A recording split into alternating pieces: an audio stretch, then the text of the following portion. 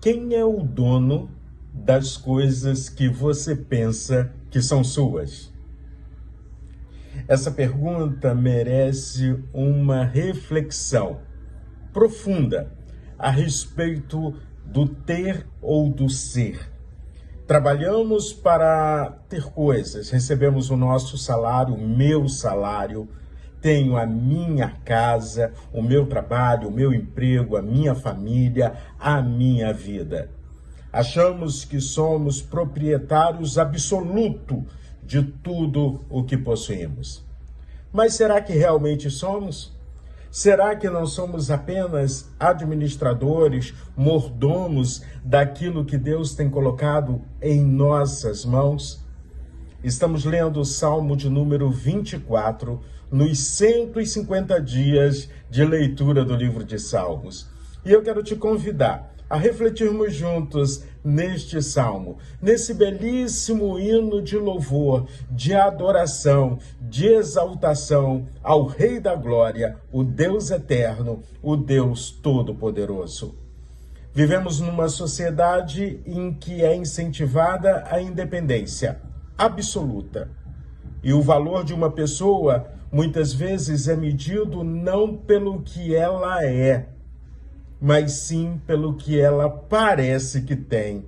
Então, eu quero te convidar a olharmos para as pessoas com o olhar de Jesus Cristo, a entendermos que Deus é o Criador e dono de todas as coisas.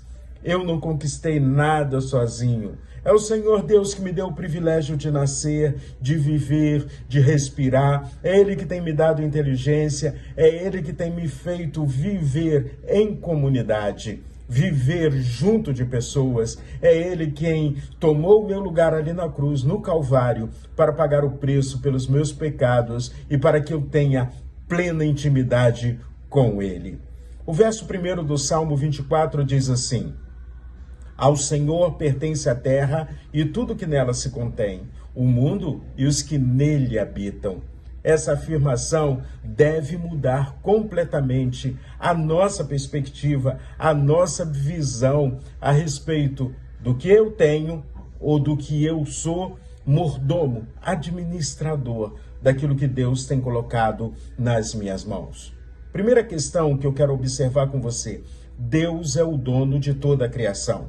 Deus não só criou as coisas e largou ela à própria sorte, não. Ele continua sendo o proprietário, ele continua sendo o dono. Então, eu pertenço ao Senhor, você pertence ao Senhor. As coisas que eu possuo ou penso que possuo pertencem a Deus e eu tenho tido o privilégio de administrá-la. Por isso, a cada manhã, consagre ao Senhor a sua vida, a sua família, o seu trabalho, tudo aquilo que Deus tem colocado nas tuas mãos. Somos mordomos daquilo que Deus colocou em nossas mãos para que tivéssemos o privilégio de sermos administradores. Vamos sair desse modelo, dessa cultura individualista, em que parece que você está sozinho no universo, uma cultura egoísta em que parece que o que você possui você vai levar com você para a eternidade. Não! Deus quer que você administre e administre de maneira cristã, de maneira santa, em verdade. Quando a gente olha para tudo isso, o apóstolo Paulo à igreja em Colossos, em Colossenses capítulo 1, verso 16, ele diz assim: pois nele foram criadas todas as coisas, no céu e sobre a terra, as visíveis e invisíveis. Tudo foi criado por meio dele e para ele. Paulo agora já está fazendo uma referência a Jesus Cristo.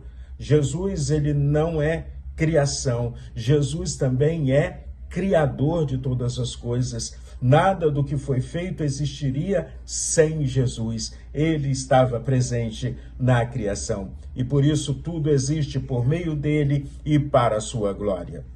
Lendo ainda o Salmo 24, a segunda questão que eu quero destacar com você é que Deus deseja também não só ser o dono de todas as coisas, mas também Deus é o dono do seu coração. Deus deseja ser o dono do seu coração. Depois de afirmar que o Senhor é dono de todas as coisas, Davi então vai para uma pergunta impactante, que eu quero repetir o Salmo 24, verso 3 com você. Quem subirá ao monte do Senhor? Quem há de permanecer no seu santo lugar? Olha que pergunta. Quem é que pode chegar à presença de Deus? Quem pode morar na presença de Deus? A resposta, mais impactante ainda, nos mostra algo importantíssimo. A resposta diz assim: o que é limpo de mãos e puro de coração, que não entrega a sua alma à falsidade, nem faz juramentos com intenção de enganar. Quando eu vejo essa palavra, eu faço essa pergunta para você agora. Quem pode dizer que possui as mãos completamente limpas e o coração totalmente puro? Você vai me responder: ninguém. E a própria Bíblia, a palavra do Senhor em Romanos capítulo 3, verso 23 afirma: todos pecaram e estão destituídos da glória de Deus. Estamos separados de Deus por causa do nosso pecado. E é exatamente nisso que o Salmo 24 nos motiva, nos chama a atenção. Afinal de contas, é através do Rei da Glória, do Senhor forte e poderoso, que podemos chegar ao Monte Santo do Senhor. O verso de número 7 diz assim: levantem, ó porta, as suas cabeças, levantem-se, ó portais eternos, para que entre o Rei da Glória. Então surge a pergunta: quem é este Rei da Glória? Verso 8. E a resposta é o Senhor forte e poderoso, o Senhor poderoso nas batalhas. Jesus Cristo é um salmo profético. É esse Senhor forte, é o Rei dos Reis, é o Rei da Glória, e ele alcançou a vitória por mim e por você. O profeta Isaías, no capítulo 53, no verso 5, ele afirma: ele foi transpassado pelas nossas transgressões, moído pelas nossas iniquidades, o castigo que nos trouxe a paz estava sobre ele, e pelas suas feridas fomos sarados. A cruz é o símbolo da vitória.